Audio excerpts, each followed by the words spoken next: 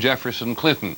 The opening of the president's trial in the Senate was very solemn, though by tonight the mood in the Capitol had turned to serious rancor again over how the trial should proceed. It has been one of those rare days that people will not forget, whether they were in the Senate chamber or were watching it on television. Senator, be in order. Either take your seats or go to the cloakrooms.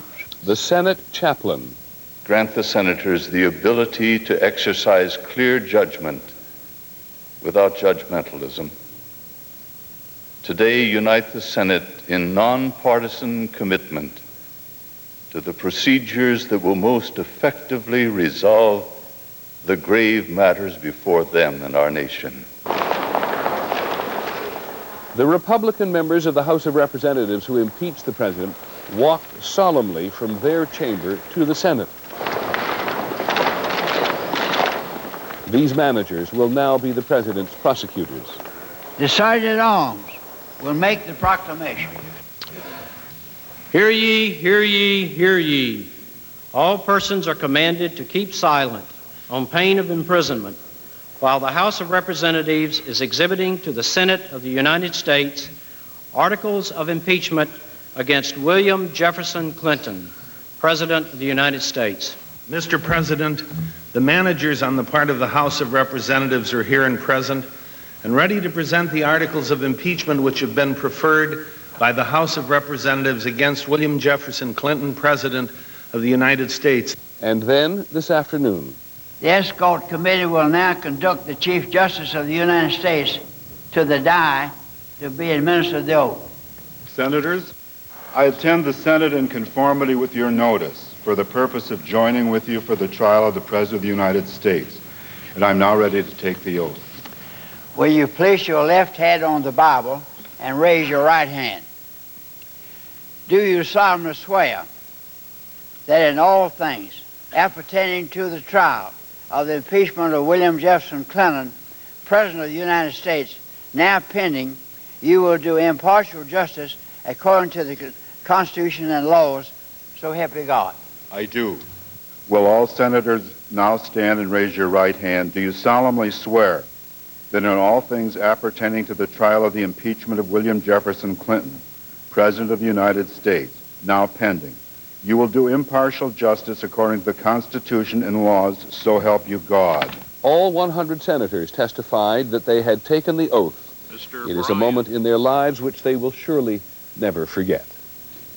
As moving as this was to watch on television, and it was moving, it was essentially a formality. The real business had to do today with trying to hammer out a deal to actually run the trial. How long will it be? This whole issue of whether there will be witnesses. Would there be any resolution today? ABC's Linda Douglas is on Capitol Hill tonight. Linda, it was quite a day.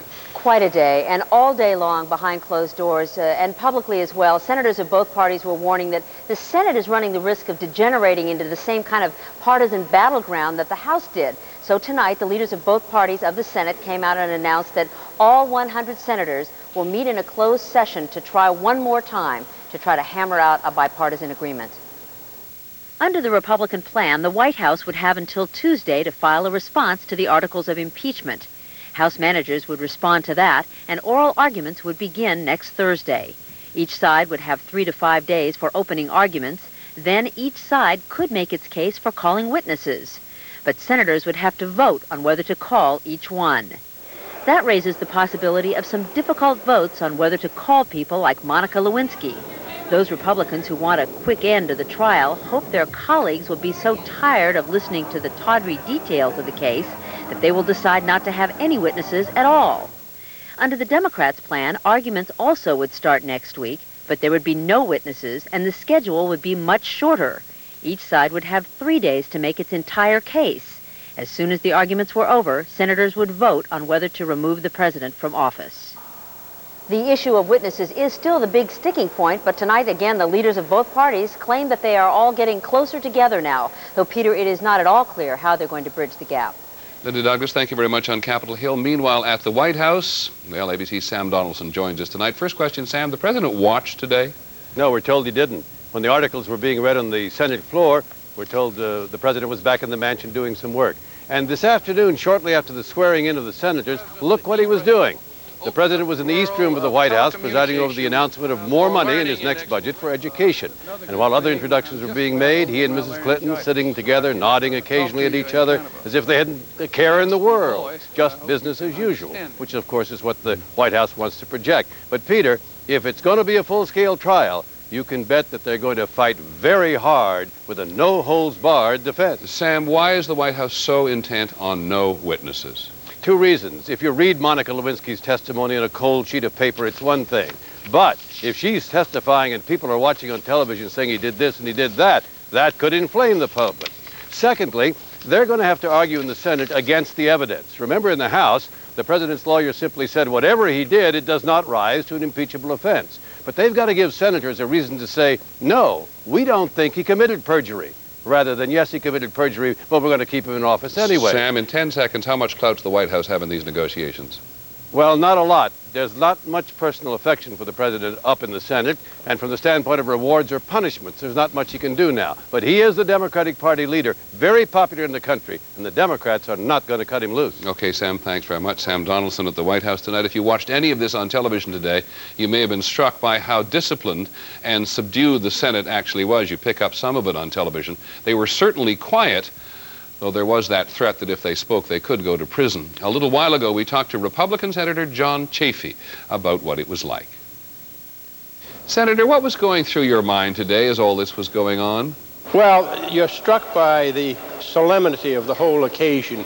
It isn't often that you get the 100 senators seating in their seats with, you could really hear a pin drop in the chamber. And when you take the oath, I solemnly swear in the impeachment proceedings of William Jefferson Clinton. It doesn't say President of the United States, it just says William Jefferson Clinton. It is a very, very solemn occasion. Was there tension in the chamber? Many of us were struck when the doors opened and the Chief Justice of the United States walked in. And to see the Chief Justice come in his robes made you think, we've never seen this before. And this is something quite different. Have you ever spent another day in the United States Senate like this one? Well, this was different, I'll say that. As I say, you can't take that oath lightly. When you solemnly swear, and in the complete silence, and you raise your hand, you go up and sign that book, it's a momentous occasion. Thanks, Senator, very much. Thank you, Peter. And as always, on an occasion like this, we're joined by ABC's Cokie Roberts. Cokie, you listened to Senator Chafee there. Is that roughly what you found listening to other senators as well? Yes, it was a very solemn occasion. I was incredibly struck by it, that reading of the hear ye, hear ye, hear you. You don't hear that in the United States Senate. So it really was a moment of that nobody could ignore. But that doesn't mean that the wrangling didn't start right away again, Peter. And the real question now is whether they can come to some agreement that makes the Senate look like it is proceeding as in impartial justice, was the rest of that oath that we just heard. And whether they can do that or not, we'll find out tomorrow. And if they are driven to an agreement and it gets to be represented as bipartisan to the country, as they're trying very hard, what will it be that drives them to it, do you think? It would be this sense that the Senate should act as an impartial justice, that they are jurors, that they should not be driven by their parties, by the White House, by the House of Representatives. And they will make that decision in the old Senate chamber. Nothing could be more historic. It is now a museum. Unfortunately, they will have the inspiration of some terrible fights that took place in that chamber before the Civil War. Cokie, thanks very much. Cokie Roberts on Capitol Hill as well tonight. Just one other related note, the independent counsel Kenneth Starr is still at work, and today his grand jury indicted Julie Hyatt Steele for obstructing justice and making false statements. The indictment says Ms. Steele lied when she testified that her friend Kathleen Willey made up the story that she was fondled against her will by President Clinton. That's the story in Washington today. When we come back, some of the other news. This is World News Tonight with Peter Jennings. Brought to you by the all-new Alero.